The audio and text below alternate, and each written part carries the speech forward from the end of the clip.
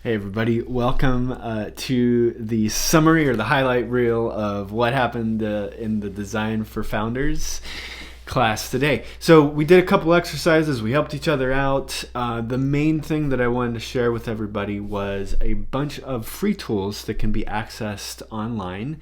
And so that's basically what we'll do right here.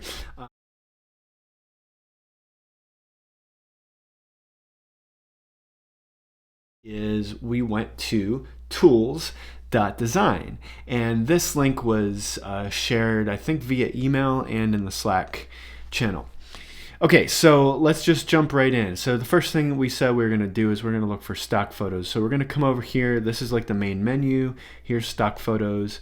Now, the thing about stock photos is everybody uses Unsplash, and Unsplash is great, except when everybody starts using it, right? And that, I'm sure you've seen the same things come up over and over and over again online, and that's how people know that you're using stock photos, which isn't a bad thing, but they're not exactly unique anymore, and so it's getting more difficult to find unique stuff. So that's why I like to go to a different one. So Pexels is pretty cool right now. I like this. I like Pexels.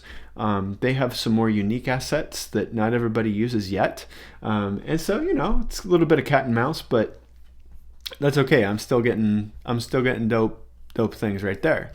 So the other thing that I like to do is maybe sometimes I want to be a little bit more deliberate about being inclusive in some of the artwork that I put together. I can come to this one, and now you can see that there are photos of people of color, which is really nice.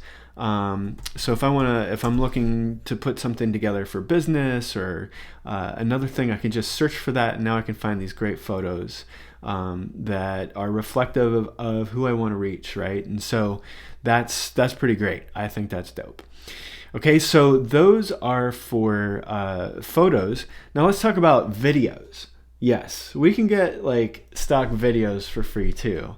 This is like a good go-to is Mixkit, and they will give you for free like video clips, snippets. We're talking like 15 to 30 seconds, stuff like that. Not anything big you can tell a story with, but enough to do some stuff. Music, sound effects, all that stuff, right? So if I basically come over here to videos, I'm going to search for, I don't know, let's look at key. And if I put in key, what's going to come up is chroma key for like green, right? So whatever. So basically I can download this at a 720 resolution for free. I have to pay more for higher one, but whatever. 720 will get you pretty far. So that if I want to take some music and I want to put on top of that, I can put on, I can look for some music there. Now this is all paid stuff. Okay, but this down here is not. So if I'm looking for ambient to put against that, I don't know if you can hear it or not. You turn up the volume a little bit. Okay, and so what I can do is download that, put that into my video editor, and then now I have a video. Now I have music to go along with it, and then microphone, voiceover, all that kind of stuff. So that's pretty cool. I like Mixkit for that. So that is basically like our stock photos, stock videos, stock music, that kind of thing. Okay, so now let's do some icons. So that's the next thing on our list. We can come over here and we can go to icons. Now, these may not be the icons that you're looking for. Sometimes they're not for me. These are basically just regular old icons that you want to stick in a user interface or something like that. So great, not always what I'm looking for. So what I want to do is I actually want to come over here to where it says Pro Icons, and I want to click on that. Okay, so that's down here. So Icon Finder is one of my go-tos. If I'm looking for concepts, I'm looking just ideas to see what kind of logos I can find, I'll type that in the box here, and as you can see, I'll get like a ton of different looking keys, right? And now what I want to know is like which ones are free and which ones are premium. So I can just filter for free, and I get a bunch here. And these are all the different styles that I can go for. So there's solid, semi-solid, outline, These days I'm liking the filled outline a little better, and so I can get these for free, and that's cool. The premium ones look a lot better, actually, and sometimes I need a premium one, but I don't necessarily want to go all out and buy an icon for like $2. So what I'll do is I'll take a screenshot and then I'll go to a vector editing program. So that's Adobe Illustrator, or it's Affinity Designer. That's the one I like to use. JDM likes to use Figma. This one is web-based and it's called vector.com.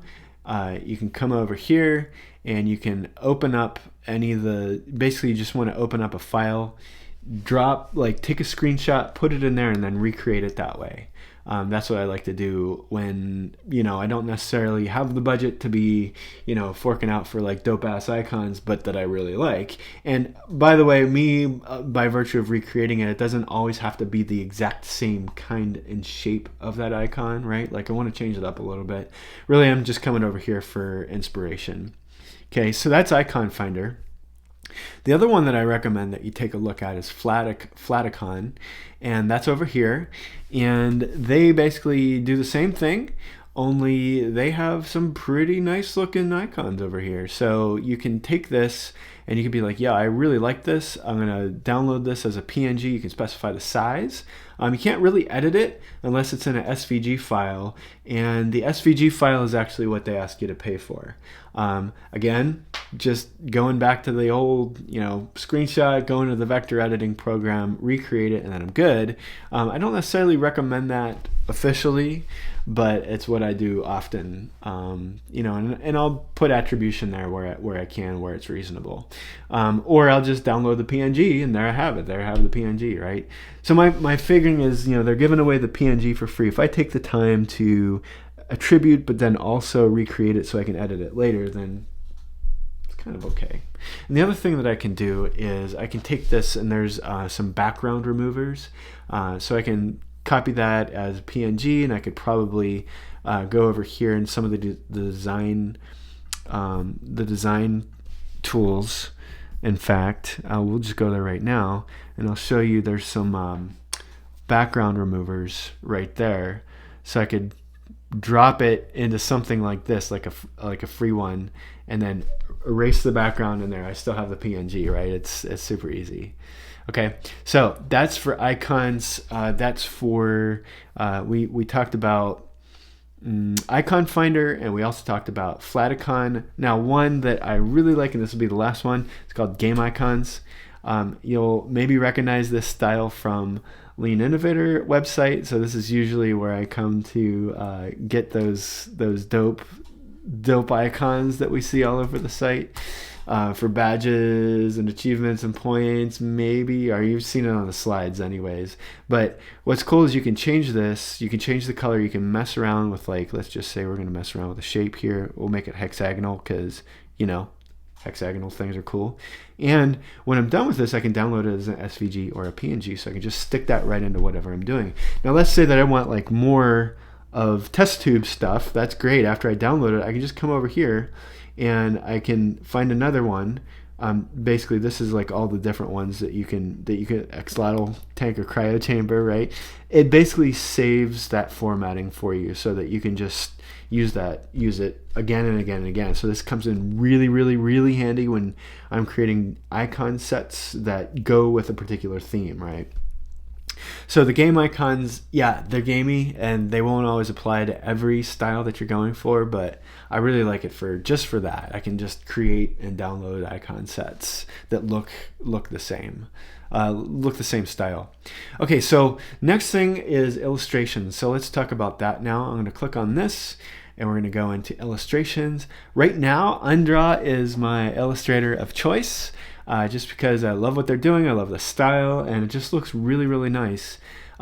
So what I can do is I can come over here and I can change this color. Oops. I can come over here and I can change this color to whatever color I want, right? And you can see it just changes it like real time. Now I happen to know what the Lean Innovator color code is because I use it all the time. And if I want to take this illustration, what I can is I can just download it as a PNG, And the only thing about it is it puts like a white box around it. That's when I need the background remover, right? Or what I can do is I can download it as an SVG. So we'll just do that. And then what I can do is I can open up that vector editor, use online. I'm going to do a new artwork. Let's hit create there. Okay. And then I'm going to take this and I'm just going to drop it right in there. And now, let's see. Oops, it doesn't. Let's see, does it? Nope, I don't want to do that. So I'm just going to undo that. I'm going to just resize it. Okay, and the point is, like, as I drag it off the canvas, you can see that this stuff right here, there's no background on it. And so basically I just take that, I export it as an SVG or a PNG now because it doesn't have a background on it, and then bam, good to go. So that's illustrations. Okay, so let me show you another one that I like a lot, just style-wise. As you can see, there's like a ton of them here. So, you know, taking like an afternoon just to browse around, so many cool things. If illustrations are your thing, they happen to be my thing. So anyways, I'm just gonna click on this, and this is what you can do with it. So there's different styles that you can like apply to, you know, like different illustration styles. And what else you could do is you can remove the background here, or you can make a simple background, or you can make it detailed. And you could download it as an SVG or a PNG. They have licensing info right here, but you can also animate it, and that's cool. Of course, the color changing thing, if you know what the code is, that's great. If not, you can just, you know, play around, and there it is. It just automatically, you know, saves it for it or changes it over. So that's pretty dope.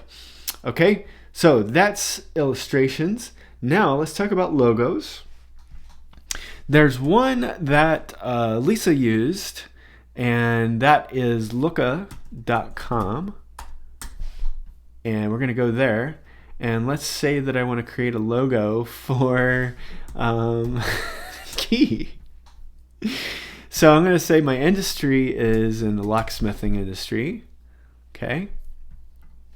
And I'm going to, basically what it's going to do is it's going to ask me like which logo styles I actually like. So I like this one. I kind of like this one too. And let's just pick this one for S&Gs. So I'm going to continue, and I'm going to say, locks, that trust, right? That corporate blue trust. I'm going to go with that. I'm going to hit continue. So the company name is The Keyman. And I'm just going to put like locksmiths like that.